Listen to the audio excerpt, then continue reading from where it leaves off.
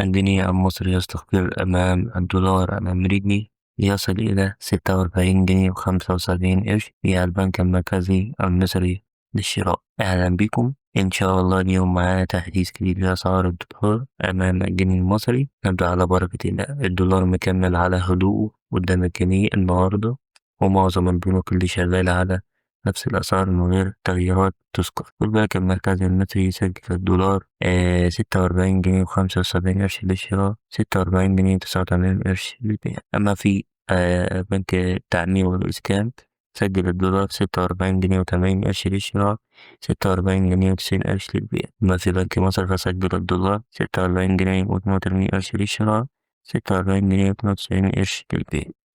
أما في بنك البركة سجل الدولار 46 جنيه و75 قرش للشراء، 46 جنيه و85 قرش للبيع. أما في البنك المركزي المصري سجل الدولار 46 جنيه و80 قرش للشراء، 46 جنيه و90 قرش للبيع. أما في البنك التجاري الدولي CIB فسجل الدولار 46 جنيه و77 قرش للشراء، 46 جنيه و87 قرش للبيع. أتمنى ربكم فدتكم. متنسوش اللايك والاشتراك عشان توصلكم كل أخبار الدولار أول بأول. مع السلامة.